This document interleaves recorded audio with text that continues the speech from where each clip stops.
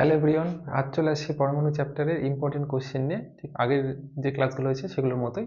তো ফার্স্টে আগে কোশ্চেনগুলো দেখে নিই, তারপর এগুলো সলিউশনগুলো আলোচনা করব। তো কোশ্চেনগুলো দেখো ফার্স্টে। এখানে টোটাল টোটাল হচ্ছে 10টি কোশ্চেন পরমাণু চ্যাপ্টার থেকে আমি নিয়েছি, যেগুলো এবার আসার সম্ভাবনা আছে অনেকটাই। আর তার মধ্যে প্রথম কোশ্চেন দেখো আছে, বোরের স্বীকার্য প্রয়োগ করে হাইড্রোজেন পরমাণুর, এখানে এন হতো, একটা নাম মিসিং আছে, ওটা আমি ঠিক করে দিচ্ছি। এখানে এন তম হতো, এন তম, এই যেটা কারেকশন করে নিও। এন তম কক্ষপথে ব্যাসার্ধ নির্ণয় করো। তো এরকম করে টোটাল টোটাল হচ্ছে টোটাল হচ্ছে, এক সেকেন্ড, এটাকে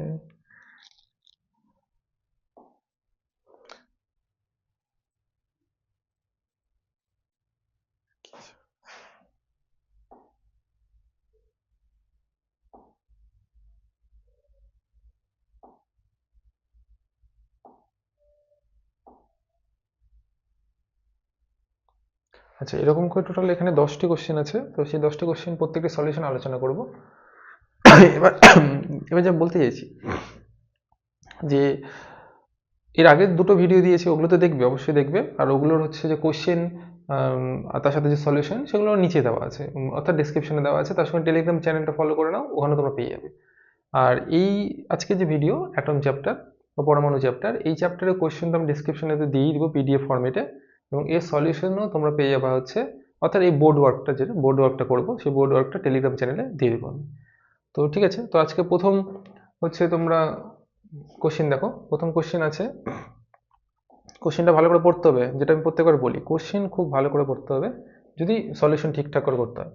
দেখো বলছে, বোরের স্বীকার্য প্রয়োগ করে হাইড্রোজেন পরমাণুর এন-তম কক্ষপথের ব্যাসার্ধ নির্ণয় করতে বলেছে। তো ঠিক আছে, এটা কিন্তু 2 মার্কসের কোশ্চেন হবে। যদি এই কোশ্চেনটা আসে 2 বা 3, 1 মার্কসের কোশ্চেন না, 2 বা 3, যে কোনো এই 2 বা 3 এর কোশ্চেন হবে। তো ফার্স্ট হচ্ছে আমরা সলিউশন চলে যাই, 1 নম্বরের সলিউশন।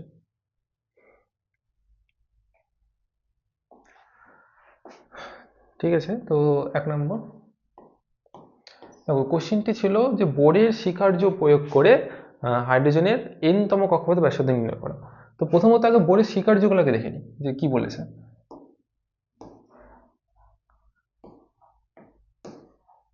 বোরের স্বীকার্য,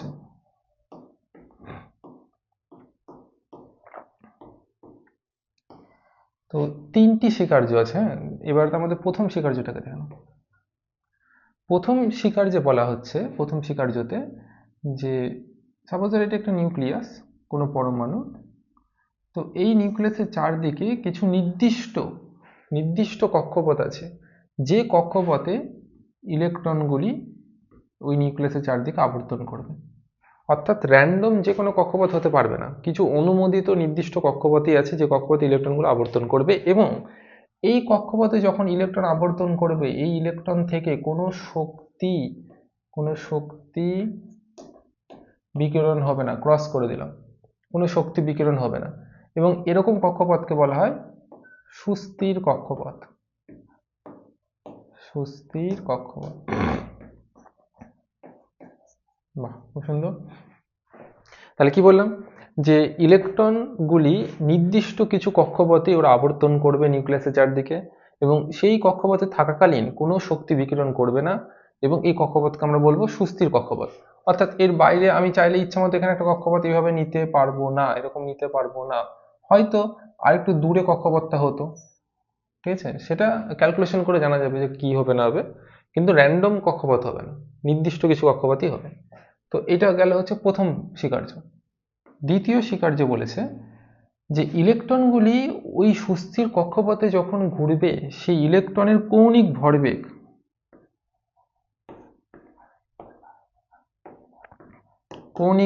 তাই না? এটা আবার কি জিনিস, আগে লিখে নিই। কৌণিক ভরবেগ, যাকে আমরা ক্যাপিটাল এল দিয়ে লিখে থাকি, সেই কৌণিক ভরবেগ NH/2π এর সাথে সমান হবে। ঠিক আছে, আগে এটা আমি আসার আগে কৌণিক ভরবেগটাকে আলোচনা করি, তারপর আমি এটা নিয়ে আরেকবার ভালো করে বলবো। দেখো, এখানে একটি হচ্ছে নিউক্লিয়াস নিলাম, এর চারপাশে একটি ইলেকট্রন বৃত্তাকার কক্ষপথে ঘুরছে। এই কক্ষপথ ব্যাসার্ধ আর ধরো, এখানে একটা ইলেকট্রন আছে, ইলেকট্রনকে ই দিয়ে সিম্বলাইজ করো। আর এই যে ইলেকট্রনটা ঘুরছে সেই ইলেকট্রনের বেগ ভি দিয়ে প্রকাশ করলাম, ইলেকট্রনের ভরকে আমি এম দিয়ে প্রকাশ করলাম। একটা ইলেকট্রন যখন বৃত্তাকার কক্ষপথে ঘুরবে তার বেগের দিক সর্বদা স্পর্শক বরাবর হবে, সর্বদা স্পর্শক বরাবর। আমি ধরেছি ওদিকে স্পর্শক বরাবর, আর ইলেকট্রনটির হচ্ছে বেগ ভি, ব্যাসার্ধ আর, আর ইলেকট্রনের ভর হচ্ছে এম নিয়েছি। তাহলে এই ইলেকট্রনটার কৌণিক ভরবেগ, যাকে এল দিয়ে লিখেছি, কৌণিক ভরবেগ সমান সমান হবে এম ভি আর। আর ইলেকট্রনের এই কৌণিক ভরবেগের মান বলেছে NH/2π এর সাথে সমান হবে, যেখানে n কে বলা হবে মুখ্য কোয়ান্টাম সংখ্যা। এটা কেমিস্ট্রিতেও ছিল, এই চ্যাপ্টারটি ক্লাস 11-এ কেমিস্ট্রিতেও ছিল, মুখ্য কোয়ান্টাম সংখ্যা বা এই টপিকগুলো। যারা 11-এ হাওয়াতে উড়ে বেরিয়েছো তাদের তো এখন মজাই মজা, আর যারা 11-এ পড়েছো তাদের তো ইজি তাদের কাছে। মজা কেন বললাম, তাকে এখনো পড়তে হবে না, সে এখনো বুঝতে পারবে না, তার ব্রেনে কম খাটনি বললো, কি আরাম তাতে সেই। আচ্ছা দেখো তাহলে এনটা কি, এনটা হচ্ছে মুখ্য কোয়ান্টাম সংখ্যা, আর এন এর মান, ঠিক আছে, এন এর মান 1 2 3 এবং এন মুখ্য কোয়ান্টাম সংখ্যা বা প্রিন্সিপাল কোয়ান্টাম নাম্বার।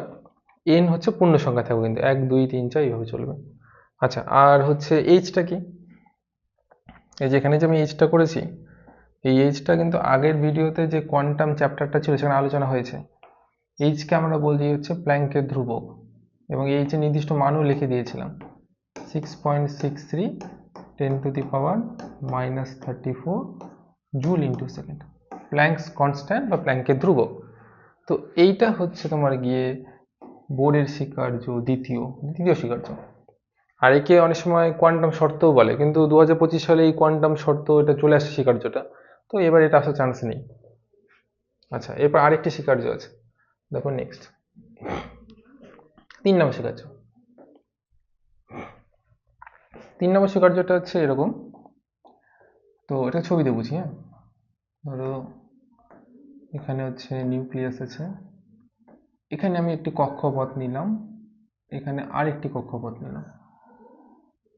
এবার ধরো কোনো একটি ইলেকট্রন এই উচ্চ কক্ষপথ থেকে, অর্থাৎ আমি যদি নাম্বারিং করি, হ্যাঁ, মানে ধরো এন এর মানে আমি 1 দিলাম, ওই প্রিন্সিপাল কোয়ান্টাম নাম্বার যেটা এন ওখানে লিখেছিলাম, আর এটা হচ্ছে এন এর জায়গায় 2 দিলাম। তো কোনো ইলেকট্রন যদি উপরের অর্থাৎ উচ্চ কক্ষপথ থেকে নিম্ন কক্ষপথে নেমে আসে, তাহলে একটা শক্তি বিকিরণ করবে, ঠিক আছে, ই ধরলাম। উল্টোটা হতে পারে, মানে কোনো ইলেকট্রন ধরে নাও এখানে আছে, শক্তি শোষণ করলো, তার ফলে সে উচ্চ কক্ষপথে চলে গেল, এটাও হতে পারে। কিন্তু এই স্বীকার্যে কি বলছে, এই স্বীকার্যে বলছে যে কোনো ইলেকট্রনের এক কক্ষপথ থেকে অন্য কক্ষপথে আসা পসিবল বা যাওয়া পসিবল, এবং এর ফলে ও কিছু শক্তি বিকিরণ করবে বা গ্রহণ করবে। তো যে শক্তিটা বিকিরণ বা গ্রহণ করছে তাকে আমরা এইচ নিউ দিলে, কারণ যে শক্তিটা গ্রহণ বা বিকিরণ করছে সেটা তড়িৎচুম্বকীয় তরঙ্গের আকারে, আর তড়িৎচুম্বকীয় তরঙ্গ মানে ফোটন কণ, আর ফোটনের শক্তি হয় এইচ নিউ। এবং এই যে শক্তিটা মানে বোঝার সুবিধার জন্য ধরো বিকিরণ করছে, ধরো এই পরিমাণ শক্তি বিকিরণ করলো যখন ইলেকট্রন একটা উচ্চ কক্ষপথ থেকে নিম্ন কক্ষপথে নেমে আসবে, আর সেই ক্ষেত্রে ধরো এই কক্ষপথে থাকাকালীন আমি শক্তি নিলাম হচ্ছে ই আই ধরো, আর এখানে আসলো যখন শক্তি নিলাম ইএফ, তাহলে EI minus EF equals to h nu. তাহলে কনক্লুশনটা কি দেওয়া হলো, কনক্লুশন দেওয়া হলো যে একটি ইলেকট্রন যখন হায়ার অরবিট থেকে লোয়ার অরবিটে জাম্প করবে তখন ইলেকট্রনের যে শক্তি, দেখো ওরা যে কক্ষপথে আছে এগুলোকে একটা শক্তি স্তর বলে, সে উচ্চ শক্তি স্তর থেকে নিম্ন শক্তি স্তরে নেমে আসলো, ফলে তার একটা শক্তি পার্থক্য সৃষ্টি হলো, এবং যতটুকু শক্তির পার্থক্য হয়েছে সেই শক্তিটি তড়িৎচুম্বকীয় তরঙ্গের আকারে বাইরে যাচ্ছে।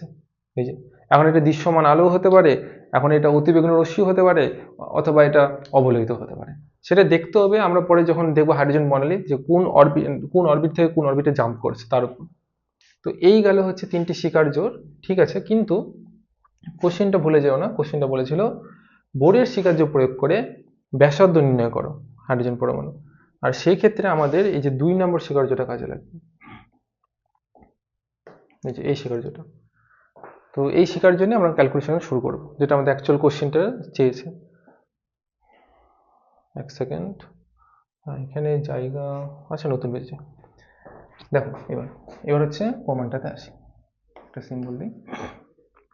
একটা প্রথমে বেসিক আমরা একটা ডায়াগ্রাম দেখি। তো ডায়াগ্রামটা এরকম,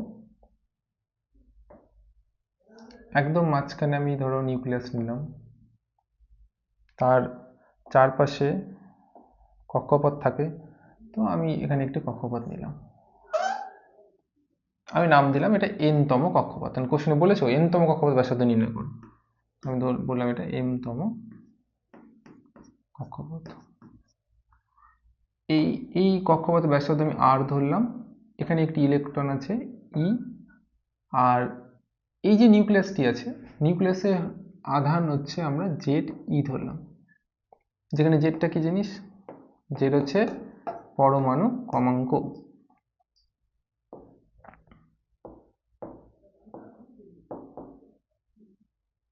পরমাণু ক্রমাঙ্ক, এবার পরমাণু ক্রমাঙ্ক কি জিনিস যারা যারা জানো না তাদের আর কিছু বলার নেই, তাদেরকে এটাই বলার যে আগে ভিডিওতে বলেছিলাম চপের দোকান। দেখো কি প্রোটন সংখ্যা, পরমাণু ক্রমাঙ্ক সমান হয় কার সাথে, প্রোটন সংখ্যার সাথে, প্রোটন সংখ্যার সাথে। আচ্ছা, এবার ওখানে জেডি কেন গুণ করলাম, কারণ নিউক্লিয়াসের ভিতরে আধানগ্রস্ত কণা বলতে আমরা প্রোটনকেই ধরি, নিউটনের মোট আধান 0 ধরি, তো নিউটনের কথা আসছে না এখানে, আসছে প্রোটন। তার মানে প্রোটন আছে কতগুলি, জেড সংখ্যক প্রোটন আছে, এক একটি প্রোটনের আধান কত, ই এর সমান হয়, অর্থাৎ ইলেকট্রন আধানের সমান হয়, শুধু পজিটিভ হয়। তাহলে মোট আধান কত হলো জেডি, আর ইলেকট্রন আধান ই আছে, এবং এই নিউক্লিয়াস আর ইলেকট্রনের মধ্যে দূরত্ব হচ্ছে আর, অর্থাৎ কক্ষপথের ব্যাসার্ধ আর, আর হচ্ছে কক্ষপথের ব্যাসার্ধ। এটাই আমাদের ক্যালকুলেশন করতে বলেছে, কক্ষপথে ব্যাসার্ধ। জলের বোতলটা কোথায় রাখলাম, হ্যাঁ। এবার দেখো, এইবার একটা কোনো বস্তু বা কণা যখন বৃত্তাকার পথে ঘুরবে, ঠিক আছে, বৃত্তাকার পথে ঘুরবে, মানে ধরো তুমিও ধরো নাও ঘুরছো বৃত্তাকার পথে, তাহলে বুঝতে হবে যে সেই বস্তু বা কণার উপর একটা অভিকেন্দ্র বল অবশ্যই দরকার। কিন্তু অভিকেন্দ্র বল অটোমেটিক্যালি থাকে না, কোনো একটা বল অভিকেন্দ্র বলের মতো আচরণ করে বা মানে অভিকেন্দ্র বলে কনভার্ট হয় ধরে নাও। তো এইখানে দেখো, এই জায়গাটাতে, এই ছবিটিতে, এই ছবিটি যে লক্ষ্য করো, এখানে আছে হচ্ছে নিউক্লিয়াস, এখানে অর্থাৎ ধনাত্মক আধান যুক্ত, আর এখানে আছে ইলেকট্রন ঋণাত্মক আধান যুক্ত, তাহলে এদের মধ্যে কুলম্বীয় বল কাজ করবে। তাহলে সেই কুলম্বীয় বলটি লিখে নিব, অর্থাৎ কুলম্বীয় তড়িৎ বল, এভাবে বলতে পারো তোমরা, কুলম্বীয় তড়িৎ বল F ইকুয়ালস টু 1/4πε, এভাবে লিখে দিতে পারো, বা অনেকে কে দিয়েও লেখো, কোনো সমস্যা নেই, কে দিয়েও লিখতে পারো, জেডি ইন্টু ই বাই এদের মধ্যে দূরত্ব r², এই যে দূরত্ব r², ব্যাসার্ধের সাথে সমান। তো এবার দেখো, আবার অভিকেন্দ্র বল দরকার, কারণ আমি তো ওটাই বললাম যে কোনো বস্তু যখন বৃত্তাকার পথে ঘুরতে থাকে তখন অভিকেন্দ্র বল কাজ করে, এবং অভিকেন্দ্র বল রাশিমালা হয় mv²/r, যেখানে ভিটা কি, এখানে যে ভিটা আছে, এই ভিটা কি জিনিস, এই ভিটা হচ্ছে ইলেকট্রনের কক্ষীয় বেগ, মানে ওই যে কক্ষপথে ঘুরছে, সেই কক্ষপথে তার বেগটা কত, অবশ্যই স্পর্শক বরাবর, মানে আমি ছবিতে দেখালে এরকম ভাবে দেখাবো, হ্যাঁ আমি এদিকেও নিতে পারতাম কিন্তু স্পর্শক বরাবর। আর এমটা কি, এমটা হচ্ছে ইলেকট্রনের ভর। এই যে এই প্রমাণগুলো যদি পরীক্ষায় আসে, তাহলে প্রত্যেকটা জিনিস মেনশন করতে হবে যে কোনটা কি। তুমি দেখো তুমি প্রমাণ শুধু ক্যালকুলেশন করতে চলে আসলে, তোমার নাম্বার কম পাবেই তুমি, এটুকু একদম কনফার্ম। আচ্ছা, তাহলে এবার ক্যালকুলেশন বাকিটুকু এদিকে দেখো। তাহলে কি বললাম, এই যে তড়িৎ বলটা কাজ করছে, এই তড়িৎ বলটি কুলম্বীয় বলের যোগান দেবে, এই তড়িৎ বলটা অভিকেন্দ্র বলের যোগান দেবে। তাহলে এই তড়িৎ বল অর্থাৎ কুলম্বীয় বল আর অভিকেন্দ্র বলটা আমরা সমান করে দেব, অতএব তাহলে ভালো করে দেখো কোনটা সমান করব, এই যে তড়িৎ বল এর সাথে সমান করব এই কুলম্বীয় বল। চলো সমান করি। 1/4πε0 z square by r square equals to mv square by r।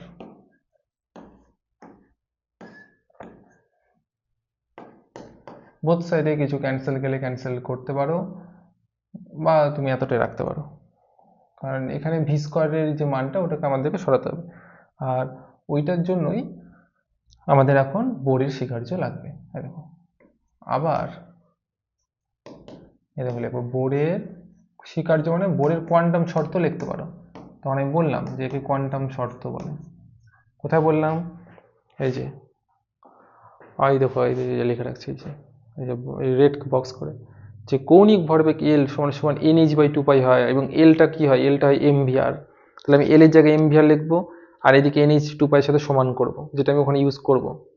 তাহলে ওই পেজে চলো। দেখো বোরের কোয়ান্টাম শর্ত দেখে আমরা লিখবো যে কৌণিক ভরবেগ mvr ইকুয়ালস টু nh/2π। বাহ, ভেরি গুড। এখান থেকে ভিটা বের করো, তাহলে nh/2π mr। এই যে ভিটা আমি বের করলাম, এই ভি এর মানটাকে আমি এখানে বসিয়ে দেবো। এটা আমি পরের পেজে করব, কিন্তু ওখানে বসিয়ে দেবো, দিলে আমার কাজ কমপ্লিট হয়ে যাবে। চলো দেখো, অতএব কি পাইলাম? এখানে পাইলাম এটা সমান সমান এটা, ঠিক আছে। এই দেখো 1/4πε0 z square by r square m by r। এখানে ভি স্কোয়ার ছিল, এই জায়গাটাতে ভি স্কোয়ারের জায়গায় এই যে এটা বসিয়ে দেবো nh/2π mr। এটা বসিয়ে দেবো nh/2π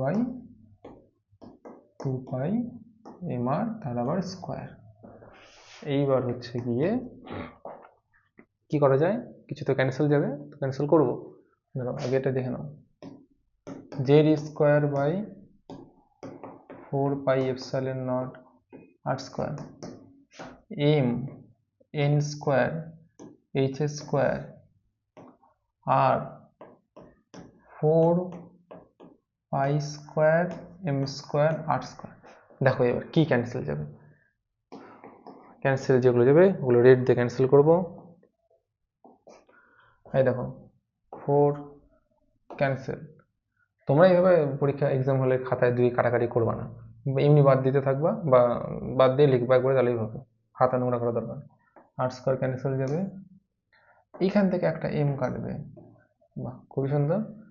আর হচ্ছে কিছু দেখতে পাচ্ছি, হ্যাঁ পাই কাটবে, একটা পাই কাটলো একটা, বাকি সব ঠিকই আছে। হ্যাঁ, যা আর আছে। তাহলে এই আটটাকে এখন আমি ওই পারে নিয়ে যাবো, নিয়ে আসলাম, টান দিলাম, উপরে এন স্কোয়ার এইচ স্কোয়ার থাকলো, এই দেখো এপসাইলন নটটাকে উপরে নিয়ে গেলাম, আর বাকি সব নিচে আছে। এই হয়ে গেল আমাদের রাশিমালা। আর তো কিছু কাটাকাটি আমি দেখতে পাচ্ছি না, সব ঠিকই আছে তো। তাহলে ব্যাসার্ধের রাশিমালা কি আসলো? N square H square epsilon nought by pi M Z square. এবার কোশ্চেনটাতে বলেছিল হাইড্রোজেন পরমাণুর এনতম কক্ষপথ ব্যাসার্ধ, হাইড্রোজেন পরমাণু এনতম। তাহলে হাইড্রোজেন পরমাণু যদি বলে, হাইড্রোজেন পরমাণু এর জেড কত হবে? 1 হয়, মানে প্রোটন সংখ্যা 1। তাই এর যদি জেড 1 বসিয়ে দাও, তাহলে ব্যাসার্ধটা কি হবে? এবার দেখো, একটা সময় কি করা হয় যে এই যে এন স্কোয়ার টার্মটা আছে না, ওর জন্য একে অনেক সময় আর এন এভাবে লেখে, এনটা নিচে লিখবে সাফিক্সে, তো জেডের জায়গায় 1 বসাও,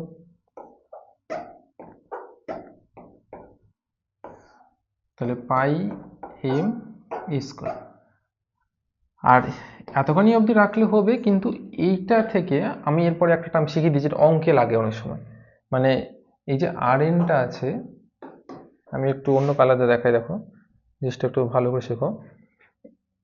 এই যে বিশেষ করে এই যে এখান থেকে এইটুকু টার্মকে আমরা একটা সহজ মান দিয়ে লিখবো, যাকে আমরা বলি 0.53। মানে ক্যালকুলেশন করে, কিরকম ক্যালকুলেশন? এইচ এর মান, এপসাইলন নটের মান, পাই এর মান, এম ই, এইচ এর মান প্ল্যাঙ্কের ধ্রুবক লিখে দিলাম। এপসাইলন নটটা কি? এপসাইলন নটের মান হচ্ছে এটা 8.854 10⁻⁻12, এটা এসআই এককে, ঠিক আছে। তারপর পাই এম হচ্ছে ইলেকট্রনের ভর, ইলেকট্রন ভর কত হয় 9.1 10⁻31 কেজি। আর ই হচ্ছে ইলেকট্রনের আধান, সেটা কত হয় 1.6 × 10⁻19 কুলম। সে মাইনাস চিহ্ন এখানে আমি সামনে দিচ্ছি না, ইলেকট্রনের আধান মাইনাস দরকার নেই, এখানে মান নিয়ে কাজ করে শুধু। তো এইটা হচ্ছে 0.53 আসবে, সাথে এন স্কোয়ার থাকলো। কিন্তু এই 0.53 বসালে এটা অ্যামস্ট্রঙে করে থাকবে, অর্থাৎ আমরা যে ব্যাসার্ধটা ক্যালকুলেশন করব সেটা দৈর্ঘ্যের একক এবং সেটা ব্যাসার্ধটা অ্যামস্ট্রঙে আসবে, অ্যামস্ট্রঙে। তো এই হয়ে গেল প্রথম কোশ্চেনটা সলিউশন। কঠিন না, এটাকে বাড়িতে করতে হবে প্র্যাকটিস, ক্যালকুলেশন যত যে প্র্যাকটিস করবে তার তত ইজি হবে। আর এই প্রমাণটা পরীক্ষা আসলে অবশ্যই এই ছবিটা আঁকিও, এই যে এটা, এই ছবিটা আঁকিয়ে প্রমাণটা তারপর করো, ঠিক আছে। তো এই হয়ে গেল হচ্ছে প্রথম কোশ্চেন। চলো দ্বিতীয় কোশ্চেনে যাওয়া যাক।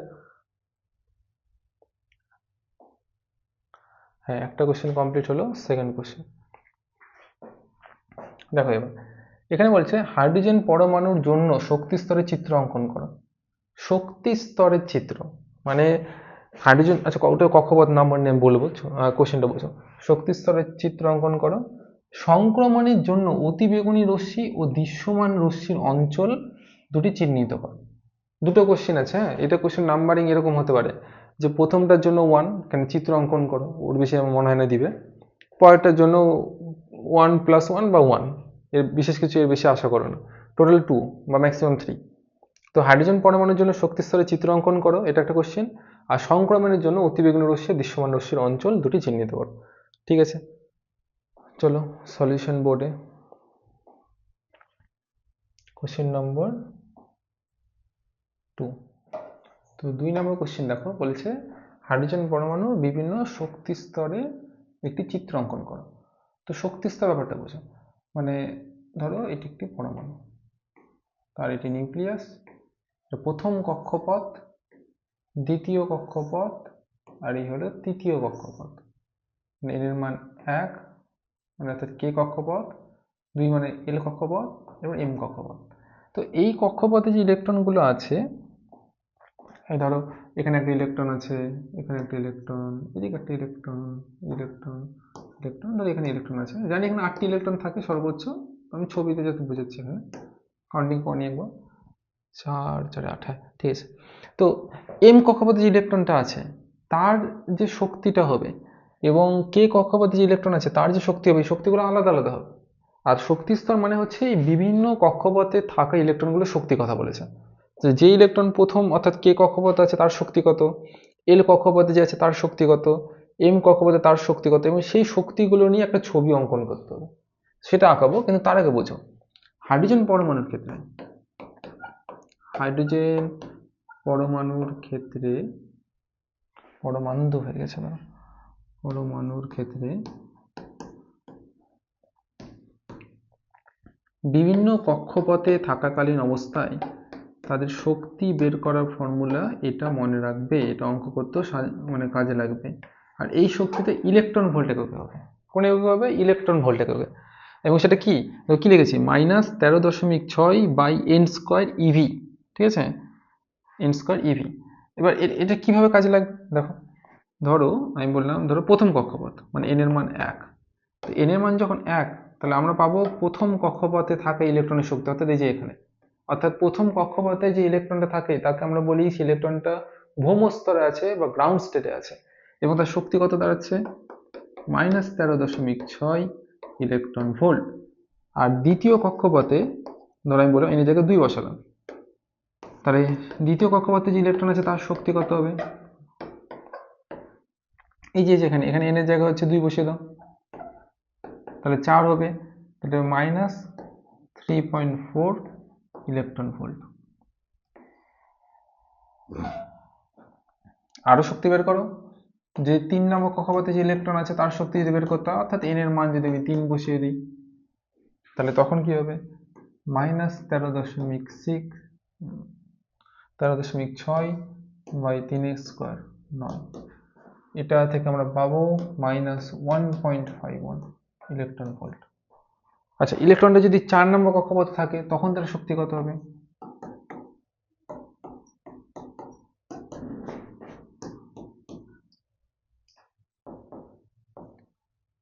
(4a²) সেটা হবে -0.16 তো 8, হ্যাঁ 85 ইভির মতো। ঠিক আছে, তো এরপরে আরো হবে, এগুলো ডট ডট দিলাম। এবং n এর মান তুমি যদি ইনফিনিটি নাও তখন ইলেকট্রনের শক্তি হবে, এটাকে ইনফিনিটি করে দিলাম, বললাম অর্থাৎ ইলেকট্রন তখন পরমাণু আকর্ষণের বাইরে চলে গেছে।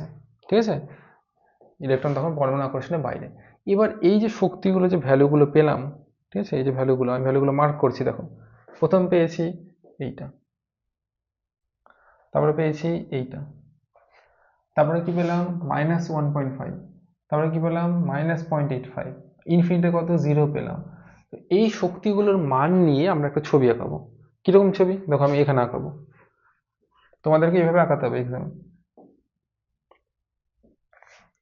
একদিকে দিতে হবে মুখ্য কোয়ান্টাম সংখ্যা অর্থাৎ প্রিন্সিপাল কোয়ান্টাম সংখ্যা, আর একদিকে লিখতে হবে মানে শক্তি E1। যেমন দেখো প্রথম, দেখো E1 কত, N1, E1 হচ্ছে -4.6 লিখলাম।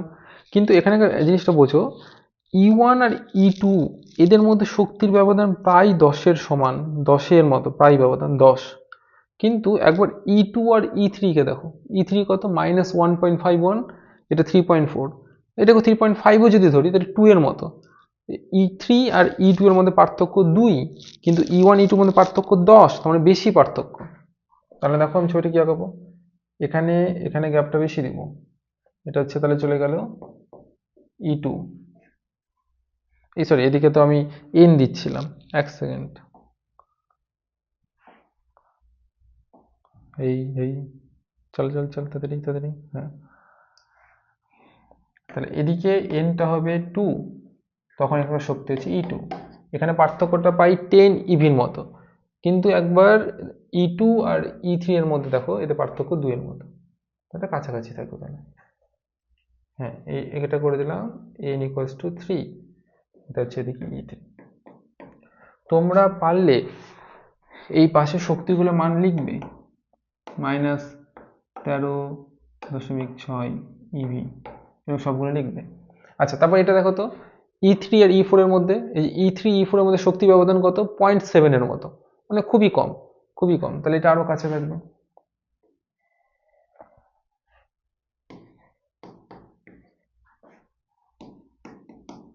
তো এইভাবে এদিকে আরো যাবে। যখন যখন n এর ভ্যালু তোমরা ইনফিনিটি বসিয়ে দিয়েছো, তখন এই যে লাইনটা পাচ্ছ এখানকার শক্তি কত বেরিয়েছিল, 0।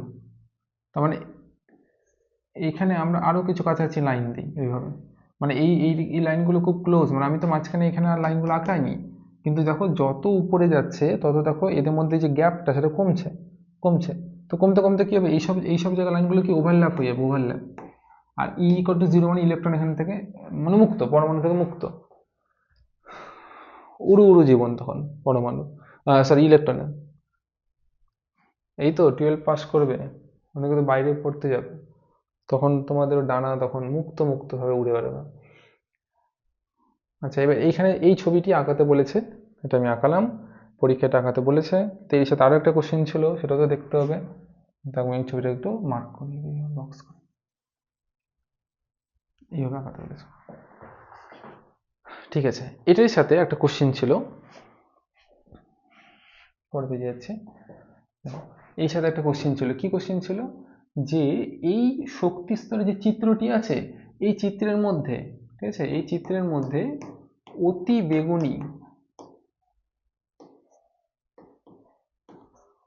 বেগুনি ও দৃশ্যমান অঞ্চল চিহ্নিত করো,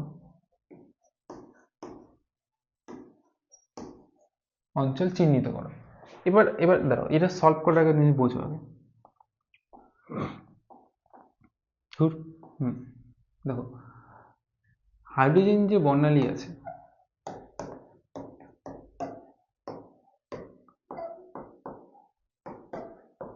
হাইড্রোজেন বর্ণালীতে, ঠিক আছে, হাইড্রোজেন বর্ণালীতে মানে হাইড্রোজেন বর্ণালীর মধ্যে অনেকগুলো ভাগ আছে। কিরকম, লাইম্যান, বার্মার, প্যাশন, পি ফান্ড এরকম। কিন্তু আমার কোশ্চেনে যেটা চেয়েছে তার মধ্যে একটি হচ্ছে লাইম্যান, এবং লাইম্যান বর্ণালীতে হচ্ছে আমরা অতিবেগুনি বিকিরণ দেখতে পারবো, মানে ইউভি রেডিয়েশন দেখতে পারবো। কিন্তু যদি বামার বলে, সে বামার আমরা দেখতে পারবো দৃশ্যমান বর্ণালী বা দৃশ্যমান আলোর ক্ষেত্রে, মানে লাল, নীল, হলুদ, সবুজ এগুলো। এবার কিন্তু লাইম্যানের কেসটা বোঝো, মানে লাইম্যান যে অতিবেগুনি বর্ণালীটা তৈরি করবে, এটা কখন তৈরি করবে? ইলেকট্রন যখন উচ্চ কক্ষপথ থেকে 1 নম্বর কক্ষপথে নেমে আসবে, অর্থাৎ মানে ইলেকট্রন, একটা ছবি দেখাই, আগের ছবিটাতে চলো।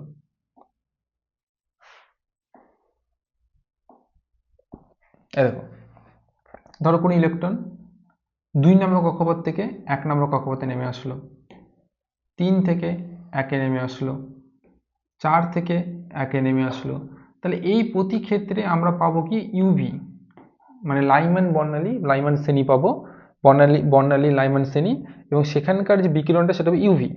কিন্তু কিন্তু যদি তুমি দেখো, এই যে বামার মানে দৃশ্যমান, বামার শ্রেণী পেতে গেলে ইলেকট্রনকে ফাইনালি হায়ার অরবিট থেকে 2-এ নেমে আসতে হবে, মানে 2 নম্বর অরবিটে নেমে আসতে হবে। ছবিতে দেখো, মানে ধরো এখানে একটা ইলেকট্রন আছে, সেটা ধরো 2 নম্বরে নেমে আসলো, বা 4-এ আছে, 2-এ নেমে আসলো, বা আরো উপরে কোথাও 5-এ আছে, আমি আর ছবিতে 5 আঁকাইনি কিন্তু বলছি 2-এ নেমে আসলো। তখন যে আমরা শ্রেণী পাবো, যে বর্ণালী পাবো, সেটা ভিজিবল, মানে দৃশ্যমান হবে। তাহলে এই হয়ে গেল তোমার এই কোশ্চেন অ্যান্সার। এই ড্রয়িংটা আঁকাতে বলেছিল, সেই ড্রয়িংটা দেখো গ্যাপটা এবং ধীরে ধীরে কমবে, কারণ এনার্জির যে গ্যাপ সেটাও কমছে। দেখো 10-এর মতো গ্যাপ, এই যে এটা আর এইটার মধ্যে 2-এর মতো প্রায় গ্যাপ, এটার মধ্যে, এদের মধ্যে প্রায় 0.7-এর মতো গ্যাপ, তো গ্যাপ কমছে। এবং আরেকটা কোশ্চেন ছিল যে চিহ্নিত করো অতিবেগুনি আর দৃশ্যমান। অতিবেগুনি কখন তৈরি হবে? যখন 2 থেকে 1-এ বা 3 থেকে 1-এ কোনো ইলেকট্রন নেমে আসবে, তখন ইউভি রেডিয়েশন পাবো। যখন 3 থেকে 2-এ নেমে আসবে তখন ভিজিবল রেডিয়েশন পাবো, এরকম। ঠিক আছে, তাহলে চলো নেক্সট কোশ্চেন যাওয়া যাক। আচ্ছা, এরপরে আছে এটা দেখো, বৈশিষ্ট্যমূলক এক্স রশ্মি বর্ণালী কিভাবে গঠিত হয় তা ব্যাখ্যা করো, এর সাপেক্ষে মজলির সূত্র বিবৃত করো। এবার বিবৃত চেয়েছে, এটা বিবৃত আমি বলবো, কিন্তু তার আগে এটাই যে কিভাবে তৈরি, বৈশিষ্ট্যমূলক এক্স রশ্মি কিভাবে গঠিত হয় সেটাকে আলোচনা করা যাক। হোয়াইট বোর্ডে যাওয়া যাক।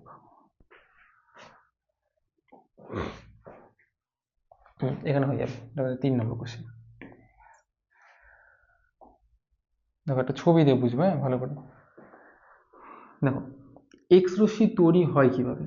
একটা লক্ষ্য বস্তু থাকে, লক্ষ্য বস্তু মানে কোনো মেটাল থাকে, এবার সেখানে ক্যাথোড রশ্মি গিয়ে আঘাত করে। এবার ক্যাথোড রশ্মি কি জিনিস? ক্যাথোড রশ্মি হলো ইলেকট্রনের স্রোত, ইলেকট্রনের ফ্লো, ঠিক আছে? ক্যাথোড রশ্মি, কিন্তু এর একটা ব্যাপার আছে, মানে এই ক্যাথোড রশ্মিটা উচ্চ শক্তি সম্পন্ন হয়, উচ্চ শক্তি সম্পন্ন ক্যাথোড রশ্মি গিয়ে এই মেটালকে আঘাত করে, বা ইলেকট্রনগুলো গিয়ে মেটালকে আঘাত করে। তখন কি হয় একটু ভালো করে বুঝবে। ধরো এখানে একটা আমি এই মেটালটার একটা পরমাণুর, আমি পাশের ছবি দেখাচ্ছি, এই মেটালটার একটা পরমাণু। পরমাণু মানে কি? একটা সেন্টার নিউক্লিয়াস থাকবে, এরকম বিভিন্ন কক্ষপথে ইলেকট্রন থাকবে, হ্যাঁ, এরকম ভাবে বিভিন্ন কক্ষপথে ইলেকট্রন থাকবে। এবার একটু রেড কালার ইউজ নেওয়া যাবে। ধরো ভালো করে বুঝবে, সবার বাইরে যে ইলেকট্রনটা আছে, ধরো এইটা, এবার এই ইলেকট্রনটা এই নিউক্লিয়াসের দ্বারা দুর্বলভাবে আকর্ষিত হয়ে আছে, তাহলে এই ইলেকট্রনকে বের করা খুব সহজ। এই সামান্য একটু শক্তি যদি পেয়ে যায়, এখান থেকে বেরিয়ে যাবে। কিন্তু এই যে ভেতরের দিকে যে কে কক্ষপথ, এল এম এন, তো ভেতরের দিকে যে কে কক্ষপথ, এই কক্ষপথে যে ইলেকট্রনটা আছে, এটা তো এই নিউক্লিয়াসের দ্বারা খুব দৃঢ়ভাবে আবদ্ধ, একে তো সহজে বের করা যাবে না। কিন্তু এখানে ঘটনাটা কি হয়, এই যে ক্যাথোডটা আসছে মানে ইলেকট্রনের স্রোত, এটা খুব উচ্চ শক্তি নিয়ে আসছে, এবং সেই উচ্চ শক্তির জন্য এই ভেতরে থাকা কে কক্ষপথে ইলেকট্রনটাও এখান থেকে বেরিয়ে যায়। ইলেকট্রনটা মানে ইলেকট্রনটা শক্তিটা পেয়ে যায়, ফলে সে কে কক্ষপথ থেকে বাইরে বেরিয়ে যায়। এবার ইলেকট্রনটা যেই বেরিয়ে গেল, তাহলে এখানে একটা কি, এখানে একটা ঘাটতি তৈরি হলো, এই জায়গাতে একটা ঘাটতি তৈরি হলো, এখানে মানে হোল তৈরি হলো। এবার এবার উচ্চ কক্ষপথে ধরো সাপোজ আমি বললাম এখানে এখানে একটা ইলেকট্রন বসে আছে, খাওয়া দাওয়া করতে পারে, কে বলছে বসে আছে, আচ্ছা ধরো ইলেকট্রনটা এখানে আছে, খাওয়া দাওয়া করছে। তো এই ইলেকট্রন তো চলে গেল, এটা তো চলে গেল এখান থেকে, এটা তো নেই আর এখানে। তখন কি হবে, উচ্চ কক্ষপথ থেকে একটা ইলেকট্রন ওই ঘাটতিটা পূরণ করতে নিচে নেমে আসবে। এবার একটা ইলেকট্রন উচ্চ কক্ষপথে মানে কি, সে হায়ার এনার্জি স্টেটে আছে, সেখান থেকে কে তে আসলো মানে নিচে নেমে আসলো, মানে সে এনার্জি রিলিজ করবে। আর যখন এই উচ্চ কক্ষপথী ইলেকট্রন এই লোয়ার অরবিটে নেমে আসবে, তখন যে এক্স রশ্মিটা নির্গত হবে তাকে আমরা বলি বৈশিষ্ট্যমূলক এক্স রশ্মি। একে আমরা বলি বৈশিষ্ট্যমূলক এক্স রশ্মি। দেখো আমি অনেক সহজভাবে জিনিসগুলো বলছি, সাথে বইটাও পড়তে হবে, তাহলে জিনিসগুলো কমপ্লিট হয়, কমপ্লিট। যতই ভিডিও, আমি বলছি তো ভিডিও দেখার পাশাপাশি বই যদি ভালো করে না পড়ো 100% কোনোদিনও কালেক্ট করতে পারবে না ইনফরমেশন, মানে কমপ্লিট করতে পারবে না, কমপ্লিট হবে না জিনিসটা কখনো। তো বই পড়তে হবে খুব ভালো করে। তো জিনিসটা কি বললাম, যে ইলেকট্রন যখন হায়ার অরবিট থেকে ওই কে কক্ষপথে নেমে আসলো, তখন যে এক্স রশ্মিটা পাবো সেটা বৈশিষ্ট্যমূলক এক্স রশ্মি। এবার এই বৈশিষ্ট্যমূলক এক্স রশ্মি ভাগ আছে, হ্যাঁ, কে আলফা, কে বিটা, এল আলফা। ওগুলো কেন হয়, মানে এরকম কেসে হয় যদি কোনো ইলেকট্রন, ধরো আমি এটা নিয়ে বুঝাচ্ছি তোমাকে, কোনো ইলেকট্রন ধরে নাও হচ্ছে এম থেকে কে তে নেমে আসলো, এল এল থেকে কে তে নেমে আসলো, তখন তৈরি হবে হচ্ছে কে আলফা, কে বিটা, এগুলো তৈরি হয় তখন, মানে তখন যে বৈশিষ্ট্য যে এক্স রশ্মি পাবো ওগুলোর নাম দেবো কে আলফা, কে বিটা। একদম ঠিক, ভালো কথা। এবার এরই সাথে একটা কোশ্চেন ছিল, কি কোশ্চেন ছিল, যে মোজলের সূত্র বিবৃত করো। তো মোজলের সূত্রে কি বলা আছে আমি এখানে বলছি, দেখো আমি গাণিতিক রূপ দিয়ে ব্যাপারটা বলবো, বিবৃতি তো তোমাদের বই থেকে পড়তে হবে, আমি আগের ভিডিওগুলোতেও বলি। মোজলের বিবৃতি, মোজলে বিবৃতি বলছে এই যে এক্স রশ্মিটা বেরোচ্ছে, এই যে এক্স রশ্মিটা বেরোচ্ছে এর তো একটা কম্পাঙ্ক আছে, তরঙ্গ দৈর্ঘ্য কম্পাঙ্ক আছে। তো এই কম্পাঙ্কের বর্গমূল, ঠিক আছে, বর্গমূল যে যে লক্ষ্য বস্তুটা নিয়েছে তার যে পরমাণু ক্রমাঙ্ক, সেই পরমাণু ক্রমাঙ্কের সাথে সমানুপাতিক হবে। তার মানে ওভারঅল ব্যাপারটা কি দাঁড়ালো, যে বৈশিষ্ট্যমূলক এক্স রশ্মির কম্পাঙ্কের বর্গমূল ওই পদার্থের পরমাণু হচ্ছে পরমাণু ক্রমাঙ্ক বা পারমাণবিক সংখ্যা, পরমাণু ক্রমাঙ্ক বা পারমাণবিক সংখ্যার হচ্ছে অর্থাৎ প্রোটন সংখ্যা যাকে আমরা বলি তার সাথে সমানুপাতিক হবে। তার মানে যদি হিসাব যদি করো, তাহলে ধরে নাও যত আস্তে আস্তে পারমাণবিক সংখ্যাটা বাড়বে, তত এই কম্পাঙ্কের বর্গমূলটা কি বাড়বে ধীরে ধীরে, একটা সমানুপাতিক সম্পর্ক। মানে এদের লেখচিত্র কেমন হবে, মূল বিন্দুগামী সরলরেখা। আর এই মোজলের সূত্র থেকেই কিন্তু, বা মোজলের বিবৃতি থেকে পরবর্তী কি পর্যায় সারণী কারেকশন হয়েছিল, সেগুলো কেমিস্ট্রিতে দেখেছো, ঠিক আছে। তো আমার এখানে চেয়েছে মোজলের সাথে বিবৃতি, এটা হচ্ছে তো বিবৃতি। চলো নেক্সট কোশ্চেন।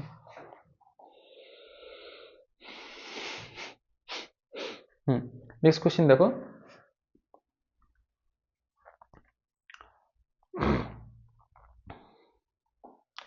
হাইড্রোজেন পরমাণুতে একটি মাত্র ইলেকট্রন আছে, কিন্তু হাইড্রোজেন বর্ণালীতে বহু সংখ্যক রেখা দেখা যায় কেন। মানে পরমাণুতে একটি মাত্র ইলেকট্রন, কিন্তু যখন বর্ণালী তৈরি করবে, যেমন বেনিয়া সহকালে একটা বর্ণালী যখন তৈরি করবে তখন অনেকগুলো ওখানে রেখা দেখা যায়। তো কেন হচ্ছে দেখো, আর কোশ্চিনটা এরকম আলোচনা কেন, কোশ্চিনই এরকম মাথায় কেন আসলো হঠাৎ করে, সেটা একটু দেখা যাক। এটা আমাদের কত নম্বর হবে, 4 নম্বর কোশ্চিন, 4 নম্বর। আচ্ছা একটা জিনিস বোঝা আগে, হাইড্রোজেন পরমাণু এর মধ্যে একটি ইলেকট্রন আছে, এটা ঠিক, ভালো কথা। এটা ধরো একটা প্রথম কক্ষপথ, এটা দ্বিতীয় কক্ষপথ, এটা আমি 3 নম্বর কক্ষপথ তো আঁকালাম বোঝানোর জন্য। তো এবার ধরো যে একটি ইলেকট্রন, এটাকে আমি নাম্বারিং করছি, 1 2 3, একটি ইলেকট্রন 2 থেকে 1-এ নেমে আসলো, 2 থেকে 1-এ নেমে আসলো। তাহলে যখনই বোর কি বলছে একটা ইলেকট্রন হায়ার অরবিট থেকে লোয়ার অরবিটে নেমে আসবে তখন শক্তি বিকিরণ করবে। তো এই ইলেকট্রনটা যদি 2 থেকে 1-এ নেমে আসে, তাহলে এই একটাই নির্দিষ্ট তরঙ্গের একটা শক্তি বা তড়িৎচুম্বকীয় তরঙ্গ বিকিরণ করবে। তাহলে তার জন্য কি হবে, তার জন্য আমরা যদি বর্ণালী বানাই তাহলে একটাই রেখা পাবো, একটাই রেখা। কারণ একটা নির্দিষ্ট তরঙ্গ দৈর্ঘ্যের আলো না, মানে সরি আলো না, মানে তড়িৎচুম্বকীয় তরঙ্গ, তো তার জন্য একটা নির্দিষ্ট আমরা রেখা পাবো। কিন্তু হাইড্রোজেনের যখন বর্ণালী বিশ্লেষণ করা হয় তখন দেখা যায় অনেকগুলো রেখা, এখানে এখানে কাছাকাছি রেখা, এখানে রেখা, ধরেন রেড, এটা গ্রিন, এরকম করে অনেকগুলো কালার দেখা যায়। তো এত ভ্যারিয়েশন কেন, এতগুলো রেখা কেন?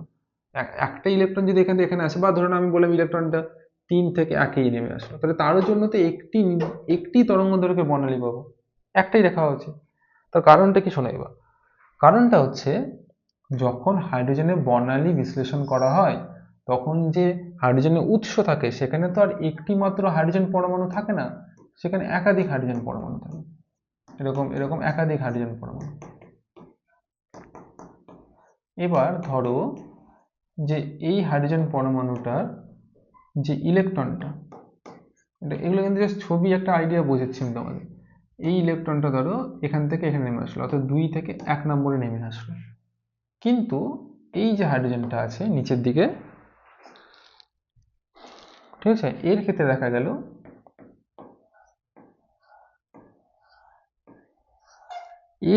এর যে ইলেকট্রনটা সেটা দেখা গেল যে 3 থেকে 1 নেমে আসলো, 3 থেকে 1। তাহলে এর জন্য, ঠিক আছে, এই উপরের ছবিটার জন্য আমরা যে বর্ণালীটা পাবো তার তরঙ্গ দৈর্ঘ্য যদি λ1 হয়, সাপোজ ধরলাম, তাহলে এই অন্য পরমাণু, হ্যাঁ ওটা একটা আলাদা হাইড্রোজেন পরমাণু, এটা হাইড্রোজেন পরমাণু, এর জন্য যে বর্ণালীটা পাবো তার তরঙ্গ λ2 যদি হয়, তাহলে আলাদা আলাদা আলাদা তরঙ্গ দৈর্ঘ্য বর্ণালী পাচ্ছি, তাহলে তাদের বর্ণালী যখন মানে তৈরি হবে তাদের জন্য রেখাগুলো কি আলাদা আলাদা জায়গায় থাকবে।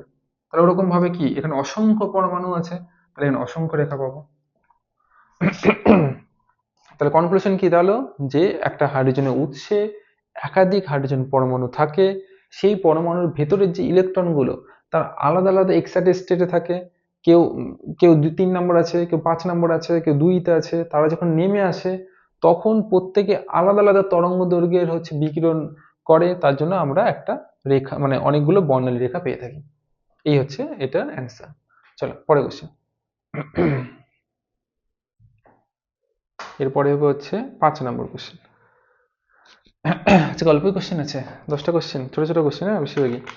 ওই মাঝখানে এখানে একটা ক্যালকুলেশন আছে, এই যে ডিবগলি প্রকল্প থেকে এটা একটু আছে, বাকি আর কিছু রকম ক্যালকুলেশন ব্যাপার নেই, তো এগুলো এখনই হয়ে যাবে আলোচনা।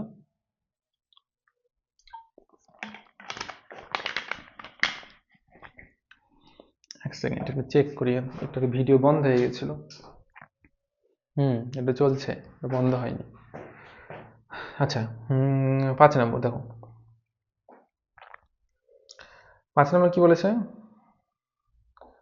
যে কক্ষপথে আবর্তনরত ইলেকট্রনের মোট শক্তি ঋণাত্মকের তাৎপর্য কি? তাৎপর্য চেয়েছে কার, ইলেকট্রনের মোট শক্তি, কেন ঋণাত্মক, আর বলেছে মোট শক্তি আর স্থিতিশক্তির অনুপাত। কোশ্চেনগুলো খুব ভালো করে পড়বে, কোশ্চেন পড়ে মাথার মধ্যে চেপে নিবে, তারপর অ্যান্সার খুঁজবে কিন্তু, হ্যাঁ তাছাড়া কিন্তু অসুবিধা হবে। চলো পরে কোশ্চেন 5 নম্বর,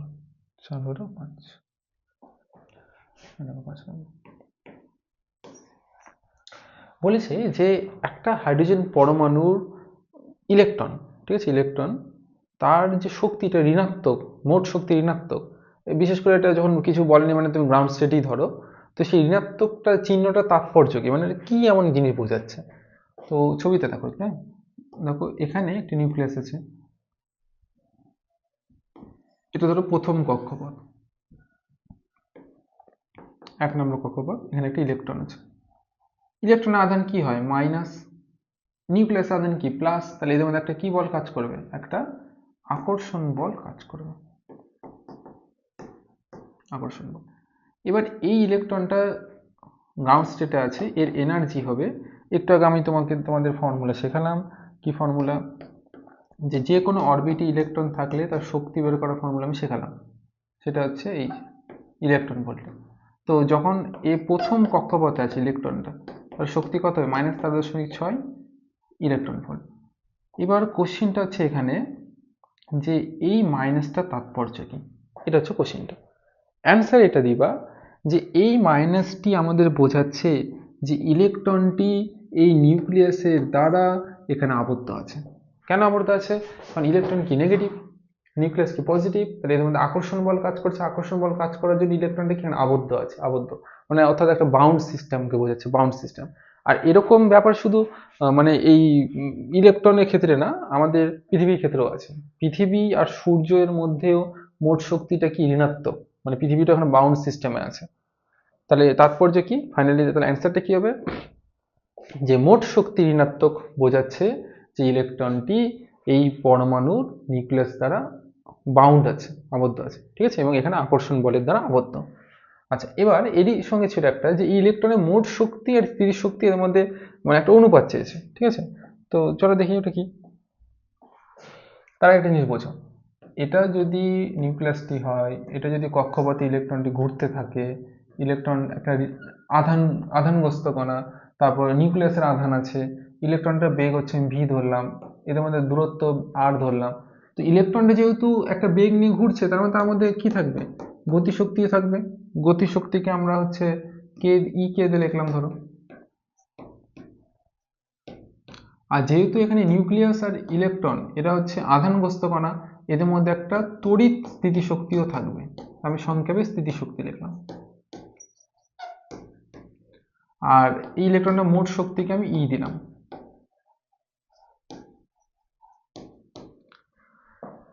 এবার একটা জিনিস মাথায় রাখো, যে এই মোট শক্তি, গতিশক্তি এর মান সমান, ঠিক আছে, মোট শক্তি গতিশক্তির মান, শুধু মান বলেছি, হ্যাঁ, এদের একটা চিহ্নের ব্যাপার আছে, ওটা আমি পরে লিখছি। এদের মান স্থিতিশক্তির অর্ধেক হবে, ঠিক আছে, মানে স্থিতিশক্তির অর্ধেক। কিন্তু মাথায় রাখবা, গতিশক্তি যেটা হয় এখানে সর্বদা প্লাস হয়, এই জায়গাটাতে স্থিতিশক্তি নেগেটিভ হয়, মোট শক্তিও নেগেটিভ হয়, এই কেসটা না, এখানকার কেস বলছি, কারণ কোনো কেসেতে স্থিতিশক্তি পজিটিভ হতেই পারে, এখানে না হলে অন্য কোনো কেস, কিন্তু এখানে স্থিতিশক্তি মোট শক্তি নেগেটিভ। এবার এই সম্পর্কটা দিয়ে তুমি অ্যান্সারটা করতে পারবে, কারণ তোমার কোশ্চেনে কি চেয়েছিল, কোশ্চেনে চেয়েছে মোট শক্তির সাথে স্থিতিশক্তির একটা অনুপাত চেয়েছে। তাহলে আমি এখানে কি করবো, EP/2 বসাবো,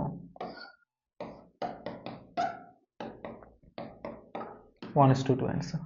এই তো খুব সুন্দর, ঠিক আছে, এটা করে নিবে, টুকে নিবে খাতায়। চলো নেক্সট কোশ্চেন, চলো।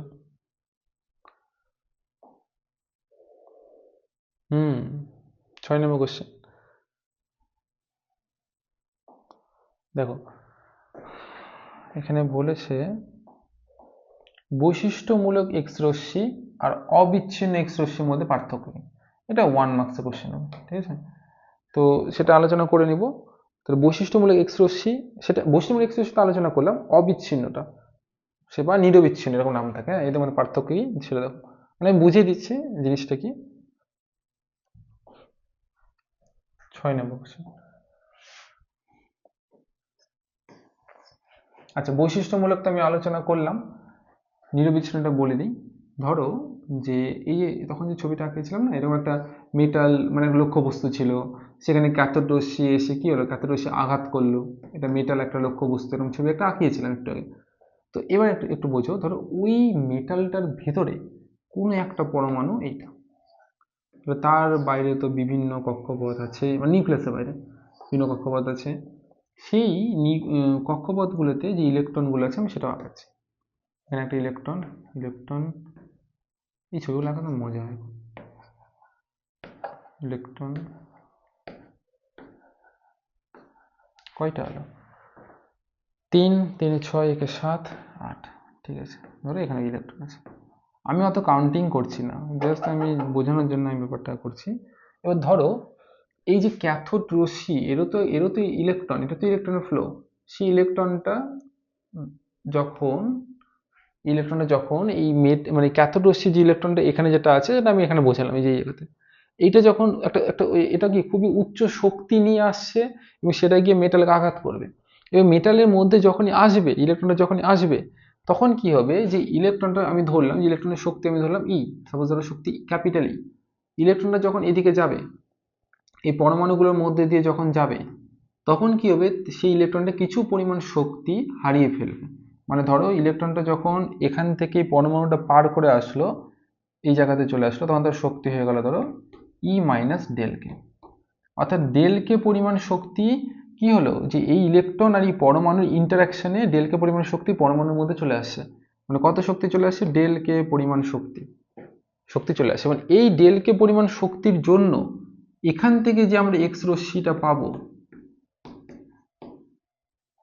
সেটা হবে নিরবিচ্ছিন্ন এক্স রশ্মি। এবং মাথায় রাখো, নিরবিচ্ছিন্ন এক্স রশ্মি শুধু একটা পরমাণুর জন্য হচ্ছে না। এরকম এরকম ধরো আমি বলছি একটা সংখ্যা, ধরো এখানে এখানে 100 কোটি ইলেকট্রন গিয়ে আঘাত করলো, তো এখানে তো অনেক পরমাণু আছে না, প্রচুর পরমাণু আছে, প্রচুর পরমাণু আছে, মানে মেটালটা মানে প্রচুর পরমাণু। তাহলে এতগুলো ইলেকট্রন যখন গিয়ে এতগুলো পরমাণুর সাথে সংঘর্ষ হবে, তার জন্য তুমি কি হবে, অনেকগুলো এক্স রশ্মি পাবে। এবং সেই এক্স রশ্মিগুলো যখন আমরা বর্ণালী আঁকাবো তখন কোনো গ্যাপ পাবো না, মানে কন্টিনিউয়াস একটা বর্ণালী পাবো, ওদের মাঝখানে কোনো গ্যাপ হবে না, ওর নাম দিয়েছি নিরবিচ্ছিন্ন। কারণ কেন এরকম বলছি, কারণ এই ইলেকট্রনটা এখানে ডেল কে পরিমাণ শক্তি ও মানে এই পরমাণুটাকে দিয়েছে। এবার হয়তো অন্য কোনো একটা পরমাণুর সাথে যখন ইন্টারাকশন হবে তখন হয়তো তখন শক্তিটা অন্য কিছু দিল, ডেল কে ড্যাশ পরিমাণ শক্তি অন্য পরমাণুকে দিল। এবার এই পরমাণু থেকে যে এক্স রশ্মি বেরোচ্ছে তার তরঙ্গদৈর্ঘ্য যদি ল্যামডা হয়, অন্য একটা পরমাণু থেকে যে এক্স রশ্মি বেরোবে তার তরঙ্গদৈর্ঘ্য ল্যামডা ড্যাশ হতে পারে। তাহলে এবার এই ল্যামডা ড্যাশ এরকম করে করে সবগুলো তরঙ্গদৈর্ঘ্যে আমরা কি এক্স রশ্মি পাবো, তার যখন পর করে থাকবো তখন কি একটা একটা নিরবচ্ছিন্ন একটা কন্টিনিউয়াস জিনিস পাবো আমরা, ওর নাম হয়েছে এরকম। তাহলে কনক্লুশন কি, যে কোনো ক্যাথোড রশ্মির উচ্চ বেগ সম্পন্ন ইলেকট্রন যখন লক্ষ্যবস্তুকে আঘাত করে তখন কি হয়, যে ইলেকট্রনটা ওই পরমাণুর ভেতর দিয়ে, মানে যখন পরমাণুর সাথে ইন্টারাকশন হয় কিছু পরিমাণ শক্তি পরমাণুকে দিয়ে দেয় এবং অবশিষ্ট শক্তি নিয়ে সে অন্য পরমাণুর সাথে ইন্টারাকশন করে, ওখানে গিয়েও কিছু শক্তি আবার দিয়ে দেবে। তো এই যে ডেল কে পরিমাণ শক্তিটা দিয়ে দিল, সেই ডেল কে পরিমাণ শক্তিটাই কি হবে, এক্স রশ্মি আকারে এখান থেকে পাবো, এবং এর জন্য কি হবে, নিরবিচ্ছিন্ন এক্স রশ্মি তৈরি হবে। আর বৈশিষ্ট্যমূলক এক্স রশ্মি তো একটু আগেই বলে দিয়েছে, ওটা দেখে নিবা যে বৈশিষ্ট্যমূলক এক্স রশ্মিতে কি হয়, যে পার্টিকুলার ওই ভেতরের কক্ষপথে ইলেকট্রনটা কি বাইরে বেরিয়ে যায়, তখন হায়ার অরবিট থেকে ইলেকট্রনটা ওই কক্ষপথে নেমে আসলে তখন হচ্ছে এক্স রশ্মি পাই। তো ওটা দেখে নিবা ওখানে, এই দুটো ডেফিনেশন দিলেই এটা পার্থক্য হয়ে যাবে। ঠিক আছে, চলো নেক্সট কোশ্চেন। নেক্সট আছে হচ্ছে, হ্যাঁ এই ডেফিনেশন কিন্তু আসতে পারে পরীক্ষায়, যেমন দেখো এখানে দিয়েছে আয়নন শক্তি ও আয়নন বিভব কি, এটা একটু আলোচনা, এটা তো করবো ডেফিনেশনটা আলোচনা, এবং হাইড্রোজেন পরমাণুর ক্ষেত্রে এর মান কত, মানে এদের মান কত সেটা আলোচনা করব। তো চলে আসি প্রথমে আয়নন শক্তি।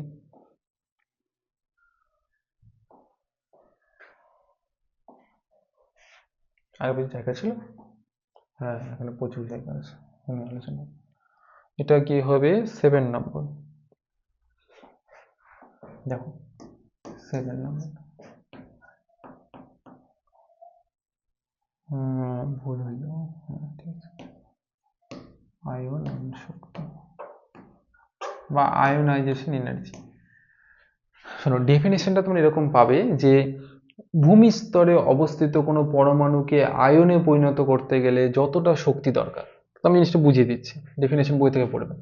মানে ধরো আমি হাইড্রোজেন দিয়ে বোঝাচ্ছি, ঠিক আছে, ধরো হাইড্রোজেন পরমাণুর ইলেকট্রনটি কে কক্ষপথে আছে, ঠিক আছে, ইলেকট্রন আছে কে কক্ষপথে আছে, মানে গ্রাউন্ড স্টেটে আছে, আর গ্রাউন্ড স্টেটে থাকাকালীন অবস্থায় ইলেকট্রনের শক্তি হয় -13.6 ইলেকট্রন ভোল্ট।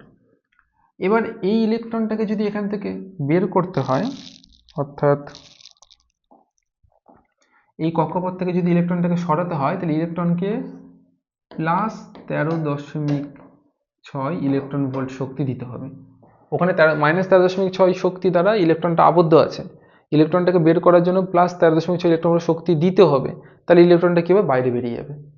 তাহলে এই শক্তিটাকে বলা হচ্ছে আয়নন শক্তি। দেখো কেন বলছি, কারণ এই হাইড্রোজেন পরমাণুটা ভৌম স্তরে আছে, কথাটা মানে ইলেকট্রনটা বোঝানো হচ্ছে যে ইলেকট্রনটা গ্রাউন্ড স্টেটে আছে সেই ইলেকট্রনটাকে মিনিমাম যতটা শক্তি দিলে ইলেকট্রনটা বেরিয়ে যাবে, আর ইলেকট্রন যেই বেরিয়ে যাবে এটা তখন আয়নে কনভার্ট হয়ে যাবে, আয়ন। কারণ একটা পরমাণুর মধ্যে কি হয়, যে যত সংখ্যক প্রোটন তত সংখ্যক ইলেকট্রন থাকে, তো ওভারঅল মোট আধান কত, 0 হয়। কিন্তু ইলেকট্রন যদি বেরিয়ে যায় তাহলে তখন ধনাত্মক আধানের পরিমাণটা ঋণাত্মক আধানের তুলনায় বেড়ে যাবে, তো ওভারঅল তখন কি আয়ন হয়ে যাবে। তো ওটাই বলেছে আয়ন শক্তি মানে তাহলে এই ইলেকট্রনকে বের করতে মিনিমাম যত শক্তি দেবে, তাহলে তাহলে ব্যাপারটা কি হলো, হাইড্রোজেনের ক্ষেত্রে কত হলো, হাইড্রোজেনের ক্ষেত্রে আয়ন শক্তি কত, এটা মানে হাইড্রোজেনের ক্ষেত্রে আয়ন শক্তি পজিটিভে লিখতে হবে, প্লাসে লিখতে হবে, কি যদি মাইনাসে লেখে তাহলে গেল নাম্বারটা। এবার আয়নন বিভব ব্যাপারটাতে আসি। আয়নায়ন বিভব কি বলেছে, বা আয়নাইজেশন পোটেনশিয়াল। কিন্তু একটা জিনিস বোঝো, মানে বিভবটা বলার আগে ধরো এই আগের ক্লাসে আমি বলেছিলাম এরকম জিনিস। দেখো ধরো এই দুটি প্লেটের মধ্যে বিভব প্রভেদ ধরো ভি, ধরো এখানে একটা ইলেকট্রন আছে, তাহলে এই ইলেকট্রনটার উপর কতটা কার্য হবে, ই ইন্টু ভি। কি ফর্মুলা দিয়ে করলাম আমি, W equals to Q V formula দিয়ে। এবার এই কার্যটা আবার কিসে রূপান্তর হবে, শক্তিতে। তার মানে আলটিমেটলি জিনিসটা কি দাঁড়ালো, যে বিভব প্রভেদের জন্য ইলেকট্রনের মধ্যে শক্তি জমা হচ্ছে। আবার তুমি বোঝো ইলেকট্রনকে বের হতে গেলেও কি দরকার, শক্তি দরকার। তাহলে আয়নন বিভবের সংজ্ঞাটা এরকম হবে, ডেফিনেশনটা এরকম, যে এই ভূমি স্তরে বা ভৌম স্তরে যে ইলেকট্রন আছে তাকে বের করার জন্য যতটা বিভবের প্রয়োজন হবে তাকে বলা হবে আয়নন বিভব। তো এরকম কথা কেন বলছে যে বোঝো, কারণ বিভব প্রয়োগ করলে, বিভব যখনই প্রয়োগ করা হবে তখন ইলেকট্রনের মধ্যে শক্তি লাভ হবে, আর শক্তি যেই পাবে তখন ইলেকট্রন বেরিয়ে যাবে। তো ওই জন্য বলতে হবে যে আয়নন বিভব তাহলে কি দাঁড়ালো, আয়নন বিভব হচ্ছে মিনিমাম বা ন্যূনতম যে বিভবটা দিতে হবে, যার জন্য কি হবে যে ইলেকট্রনটি মানে যেটা যেটা ভৌমস্তরে আছে একদম মানে গ্রাউন্ড স্টেটে আছে, ইলেকট্রনটিকে বের করে পরমাণুটাকে আয়নে কনভার্ট করা যাবে, সেই সেই বিভবটা হবে হচ্ছে আয়নন বিভব। আর হাইড্রোজেনের ক্ষেত্রে আয়নন বিভব হয় 13.6 ভোল্ট। ভোল্টের ভি তো একদম মাটি আছে, দেখো ভোল্ট, এটা এই হয়ে গেল এই কোশ্চেনটা। এটা হচ্ছে 6 নম্বর। চলো নেক্সট 7 নম্বর।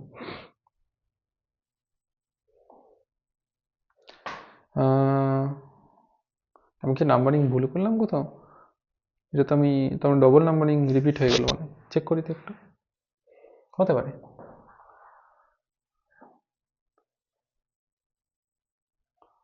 কোশ্চেন জাম্প হয়ে গেল কোথাও, একটু চেক করতে দাও। বোর্ডে স্বীকার্য থেকে ব্যাসার্ধ ক্যালকুলেশন, এটা একটি হলো। 2 নম্বর শক্তি স্তর হলো। 3 নম্বরে গিয়ে হচ্ছে হ্যাঁ বৈশিষ্ট্যমূলক হলো। 4 নম্বরে শক্তি স্তর, শক্তি স্তর তো হলো আলোচনা। ও না একে দেখি, এটা হলো 5 নম্বরে হলো মোট শক্তি, এটা 6 নম্বরে, ও না না ঠিকই তো আছে, আমি 7 এখানে নাম্বারিং দিয়েছি, না ঠিক আছে ঠিক আছে। হ্যাঁ 8 নম্বর কোশ্চেন।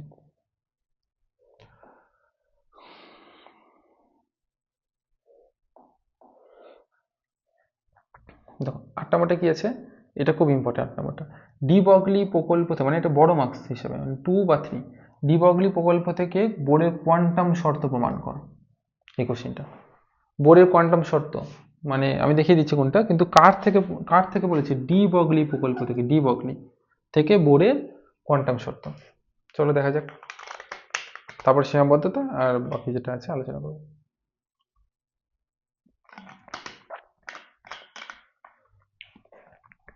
খতম হয়ে গেল জল, ঠিক আছে চলো। আচ্ছা প্রথমটা জিনিস লক্ষ্য করো, কোয়ান্টাম শর্ত কোনটা ছিল, মানে কোনটা আমাদের প্রমাণ করতে হবে। এই দেখো এটা হচ্ছে কোয়ান্টাম শর্ত, এটা যে ইলেকট্রনটা যে কক্ষপথে ঘুরছে সেই কক্ষপথে ইলেকট্রনের কৌণিক ভরবেগ যেটা mvr, সেটা সমান nh/2π হবে। এইটা আমাকে প্রমাণ করতে হবে ডি বগলি কাজে লাগিয়ে। ডি বগলি মনে আছে তো, ডি বগলি ইকুয়ালস টু কি ছিল, ল্যামডা ইকুয়ালস টু h/mv।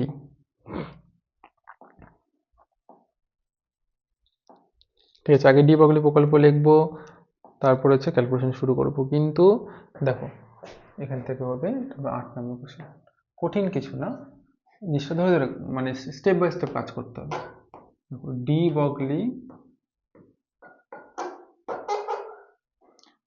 বগলি প্রকল্প,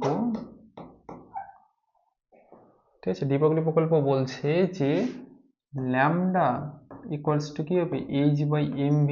কিন্তু আমার একটা কথা আছে, এই ল্যামডাটা কি ছিল, এটাই তো আসল কথা। ল্যামডাটা কি ছিল, ল্যামডাটা ছিল হচ্ছে পদার্থ তরঙ্গের তরঙ্গদৈর্ঘ্য। পদার্থ তরঙ্গ কি ছিল, যেসব কণার ভর আছে, মানে ভরযুক্ত কণার সাথে জড়িত তরঙ্গ, তাই না? এবার একটা ছবি আঁকাই, দেখো জিনিসটা বোঝার আছে, খুব ইন্টারেস্টিং প্লাস বোঝার। আগে একটা আমরা নিউক্লিয়াস আঁকাই, তারপরে একটা কক্ষপথ আঁকাই। সেই কক্ষপথে একটা ইলেকট্রন ঘুরছে, এই ব্যাসার্ধটা আর ধরো। এবার কক্ষপথে যে ইলেকট্রনটা ঘুরছে, ইলেকট্রন মানে কি, একটা ভরযুক্ত কণা। তো ভরযুক্ত কণাটা যখন এখানে ঘুরবে, ধরো আমি এবার বললাম ওটা ভি বেগে ঘুরছে, এখানে ইলেকট্রনের ভর এম, ওটা আমি পরে লিখবো। তো এবার ভরযুক্ত কণা যখন ঘুরছে, তার মানে কি ওই কণাটা গতিশীল আছে, ভরযুক্ত, তাহলে ওই কণার সাথে সাথে কি হবে, একটা তরঙ্গ থাকবে, অর্থাৎ পদার্থ তরঙ্গ থাকবে। এটাই ডি ব্রগলি বলেছিল। এইবার ব্যাপারটা এখানে শোনো একটু, যে এই ইলেকট্রনটি এই কক্ষপথে কি আবদ্ধ আছে, এই কক্ষপথ ছেড়ে কোথাও যাচ্ছে না, তাহলে এই ইলেকট্রনের সাথে যে তরঙ্গটা আছে সেটাও কি এই কক্ষপথে আবদ্ধ থাকবে, অর্থাৎ সেই ধরনের তরঙ্গকে আমরা বলি স্টেশনারি ওয়েভ বা স্থাণু তরঙ্গ। অর্থাৎ যে তরঙ্গ একটা নির্দিষ্ট জায়গার মধ্যে সীমাবদ্ধ থাকে, সেই জায়গা ছেড়ে অন্য কোথাও যেতে পারবে না, তাদেরকে আমরা সহজভাবে কি বলবো, সহজভাবে বলবো স্থাণু তরঙ্গ। আর এবার এবার এই জায়গাটাতে কি বলা হচ্ছে, যে এখানে এই ইলেকট্রনটা যখন এই কক্ষপথে ঘুরছে, তখন হচ্ছে কিছু পূর্ণ তরঙ্গ তৈরি হবে। কয়টা হবে সেটা আমি আসছি না, 2টা 3টা 4টা 5টা না, কিন্তু পূর্ণ স্থাণু তরঙ্গ তৈরি হবে। এবং সেটা বোঝানোর জন্য আমি একটা ছবি আঁকাবো, আর ছবিটা আঁকানো একটু চাপের আছে, ওই জন্য এরকম একটু দাগ কেটে নিই ছোট ছোট করে, যাতে ছবিটা ঠিকঠাক আঁকানো যায়। তাও পারফেক্ট হতে চায় না, চেষ্টা করি।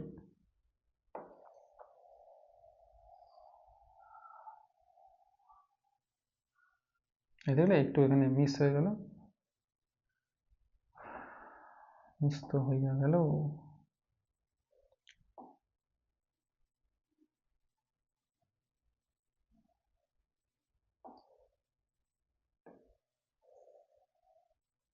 দেখো ছবিটা দেখো, এখানে কিছু ভুল হলো, পূর্ণ তরঙ্গ তো হলো না, কাউন্টিং একটু ঠিক করতে হবে।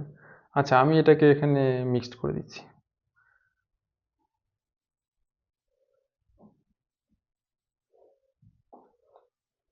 বলো না ছবিটা এই জায়গায় মেলানোটা ব্যাপার। আচ্ছা সে ঠিক আছে, আমি এটাকে একটু মিক্সড করে দিই। কীভাবে করবো, এটাকে একটু বাড়িয়ে দিই, এটাকে একটু বাড়িয়ে দিই, দিয়ে ছবিটাকে ঠিক করি। এই ধরো এরকম ছবি। এবার এবার পূর্ণ তরঙ্গ কি, তোমরা এরকম একটা জিনিস শিখেছো এর আগে, আমি একটু সাইডে দেখাচ্ছি দেখো। এই রাফে ধরো, এটা রাফ, এখানে তোমরা ক্লাস 11 করেছো, এদিকে ছিল সরণ, এদিকে ছিল দূরত্ব। সরণ দূরত্ব নিয়ে তোমরা এরকম ভাবে ছবি আঁকানো 11 শিখেছো। আর ধরো একটা তরঙ্গ ভি বেগে ওই ডান দিকে যাচ্ছে, ওদিকে ডান দিকে যাচ্ছে, তাহলে এখান থেকে শুরু করে এতটুকু একটা পূর্ণ তরঙ্গ, এবং পূর্ণ তরঙ্গের যে দৈর্ঘ্য, মানে তরঙ্গের দ্বারা ওর যে হচ্ছে পর্যায়কাল বলো, বা ওর যে হচ্ছে দোলনকাল, সেই দোলনকালে যতটা দূরত্ব কভার করে তাকে আমরা বলি তরঙ্গ দৈর্ঘ্য, বা একটি পূর্ণ তরঙ্গের যে দৈর্ঘ্য তাকে আমরা তরঙ্গ দৈর্ঘ্য বলি। এটা ছবিতে কি, এই যে দেখেছি ল্যাম্বডা এতটা। তাহলে এই ছবিটাতে যদি লক্ষ্য করো, তাহলে এই ছবিটাতে লক্ষ্য করলে একদম স্পষ্ট যে এখান থেকে শুরু করে এতখানি অবধি এটা একটা পূর্ণ তরঙ্গ, অর্থাৎ এতটুকুর দৈর্ঘ্য আমরা ল্যাম্বডা ধরতে পারবো। আর তোমরা যদি ভালো করে, মানে এতটুকু মানে যে এইটুকু এটা দৈর্ঘ্য আমরা ল্যাম্বডা নিতে পারবো, ল্যাম্বডা। তো এরকম ভাবে এখানে দেখো 4টা ল্যাম্বডা পসিবল, এখান থেকে এখানে একটা ল্যাম্বডা, এখান থেকে এখানে একটা ল্যাম্বডা, আর এই জায়গা থেকে এখানে একটা ল্যাম্বডা, টোটাল 4টা ল্যাম্বডা পসিবল। তাহলে আমার ছবি অনুযায়ী, মানে আমি যে ছবিটা এখানে আঁকিয়েছি এই ছবি অনুযায়ী 4 ল্যাম্বডা ইকুয়ালস টু হবে কি, ইকুয়ালস টু হবে 2 পাই আর। কিন্তু এখানে যে 4টি পূর্ণ তরঙ্গ বের কোনো কথা নেই, ওই জন্য আমরা থিওরিতে তো আমি 4 ধরে করবো না, আমি থিওরিতে n ধরে কাজ করব। তাহলে আমি লিখবো কি, যে ধরি n সংখ্যক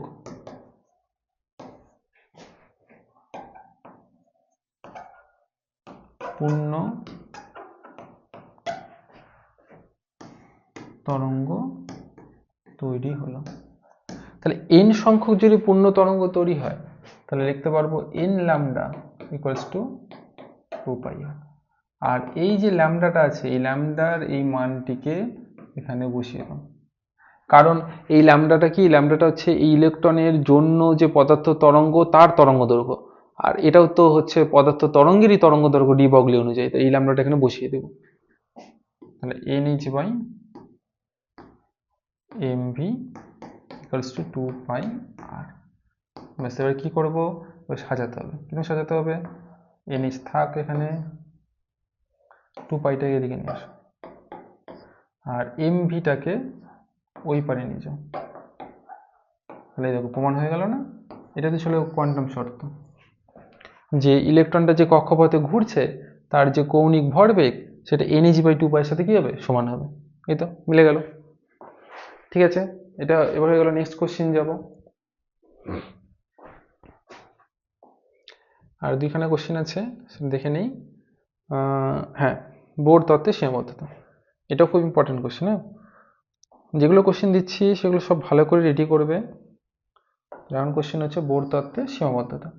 আমি 3টি পয়েন্ট আলোচনা করব, আর তারপরে আছে কোমল ও কঠিন এক্স রশ্মি কি। তো প্রথমে এটা হোক, তারপর ওটা দেখছি। এগুলো সব কিন্তু দেখো, বোর তত্ত্বের সীমাবদ্ধতা 2 মার্কস থাকতে পারে, ম্যাক্সিমাম 1ও দিতে পারে। 1 দিলে 2টা পয়েন্ট লিখবা, 2 মার্কস দিলে 3টা পয়েন্ট লিখবা। আর কোমল কঠিন এক্স রশ্মি এগুলো 1 দিবে। 1-এ বেশি এক্সপেক্ট করো না এগুলো থেকে। যদি 2 দিয়ে দেয় ভাববা তুমি লাকি, স্কোর করার টাইম চলে আসছে। চলো দেখি, 9 নম্বর কোশ্চেন আসবে আমাদের, সেটা হচ্ছে বোর তত্ত্বের সীমাবদ্ধতা।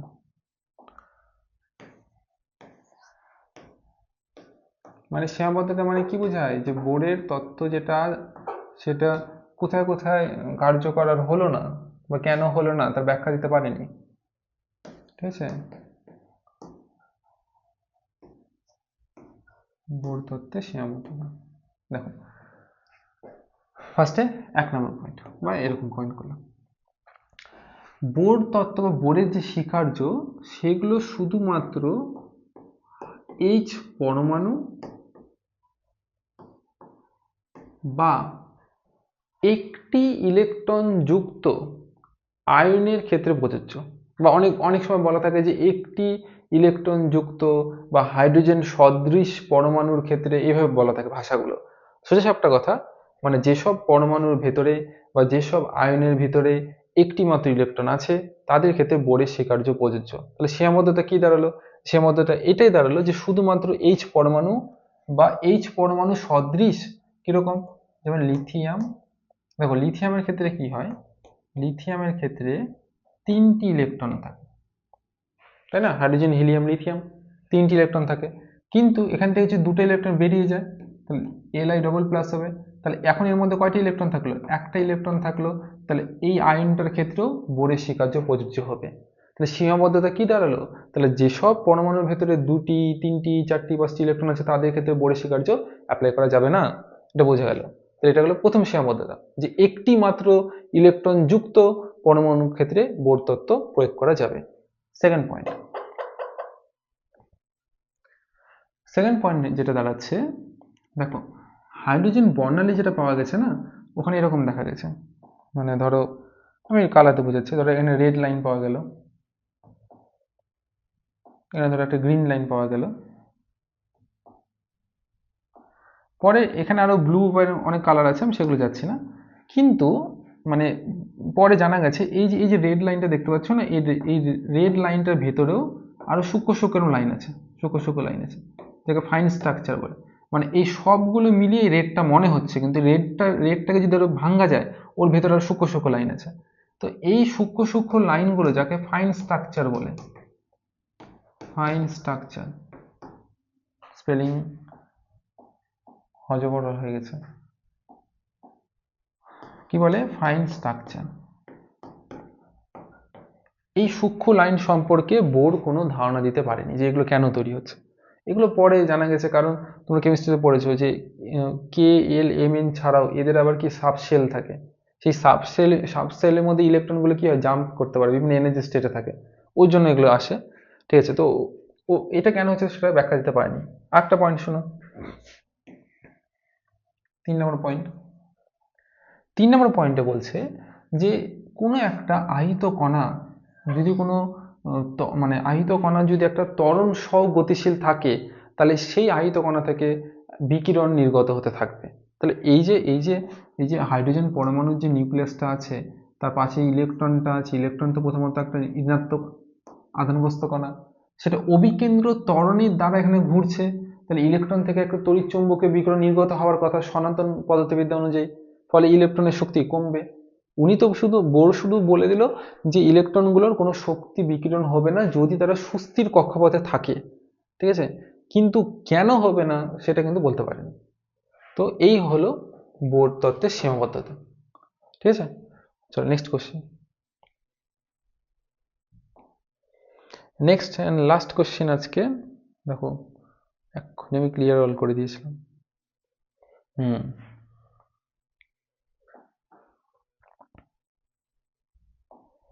কি বলেছে যে কোমল ও কঠিন এক্সরশ্মি কি? ঠিক আছে, এটা ডেফিনেশন, কোমল ও কঠিন এক্সরশ্মি কি, চলো দেখা যাক।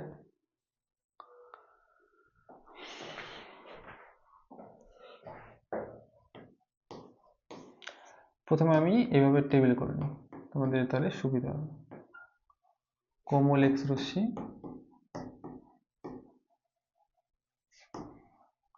আর এদিকে আসবে হচ্ছে কঠিন এক্স রশ্মি। ঠিক আছে, কোমল এক্স রশ্মি আর কঠিন এক্স রশ্মি। দেখো প্রথমে আগে এভাবে বুঝো,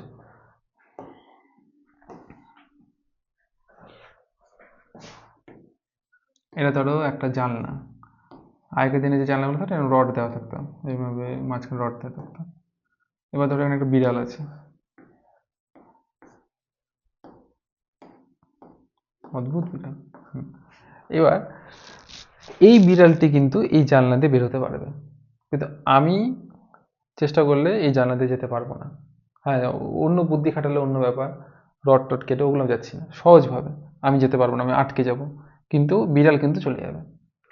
এবার আমার তুলনায় বিড়ালের আকারটা কি ছোট, ও বের হয়ে চলে গেল, আমার আকার বড়, আমি যেতে পারলাম না। ওরকম ঘটনা এখানেও ঘটে। এই যে কোমল এক্স রশ্মি, এর ভেদন ক্ষমতা হয় কম, মানে ঠিক ওরকম, মানে আমার ক্ষেত্রে ভেদন ক্ষমতা কি হবে, কম হবে, তাহলে ভেদন ক্ষমতা হবে কম। যেমন তার মানে কি, আমি কোমল, হ্যাঁ আমি কোমলই একদম, ভেদন ক্ষমতা কম। কিন্তু কঠিন এক্স রশ্মি মানে কি, যে ভেদ করে চলে যেতে পারবে, তার মানে ভেদন ক্ষমতা বেশি, এর ভেদন ক্ষমতা বেশি। আর যার ভেদন ক্ষমতা কম তার তরঙ্গ দৈর্ঘ্য বেশি হয়। যেমন আমার ধরো আমার বিড়ালের তুলনায় আমার আকারটা কি বেশি, ওই জন্য আমি যেতে পারছি না। ঠিক আছে, তাহলে এর তরঙ্গ দৈর্ঘ্য বেশি, এবং কোমল এক্সরশ্মির তরঙ্গ দৈর্ঘ্য 10 অ্যামস্ট্রং এর কাছে হবে। আর কঠিন এক্সরশ্মির ভেদন ক্ষমতা বেশি, ঠিক আছে, ভেদন ক্ষমতা বেশি মানে ভেদ করে চলে যেতে পারবে। মানে আমি যদি একটা মেটাল এরকম শীট নেই, এরকম মেটালে পাতলা এরকম শীট নেই, তাহলে কঠিন এক্সরশ্মি চলে যাবে, এবার তো ওপার চলে যাবে। আর এর যে তরঙ্গ দৈর্ঘ্য হয় কম, 0.01 অ্যামস্ট্রং। এটাই হচ্ছে পার্থক্য, যে কোমল এক্স রশ্মির ভেদন ক্ষমতা কম কারণ তার তরঙ্গ দৈর্ঘ্য বেশি, কঠিন এক্স রশ্মির ভেদন ক্ষমতা বেশি কারণ তার তরঙ্গ দৈর্ঘ্য কম। তো এই হয়ে গেল সবগুলো কোশ্চিন। তো পরমাণু চ্যাপ্টারে সব কোশ্চিন আলোচনা করে নিলাম। এটার এই যে বোর্ড ওয়ার্ক করলাম, এটা তো আমি টেলিগ্রাম দিয়ে দিব, তোমরা ওখানে জয়েন হয়ে নাও। আর তারই সাথে এই যে কোশ্চিনগুলো ডেসক্রিপশনে দিয়ে দিব আমি। আর এর পরবর্তী হচ্ছে নিউক্লিয়াস চ্যাপ্টারে ভিডিও আসবে, তো তোমরা ভিডিওটা ভালো করে দেখো, যেগুলো কোশ্চেন আছে ওগুলোকে ভালো করে নোট ডাউন করো, অ্যান্সারগুলো বই থেকে পড়ো, আর এখানে ভিডিওটা দেখে নিয়ে এখান থেকে কনসেপ্টগুলো বুঝে নাও। তো আজকের জন্য এইটুকুই।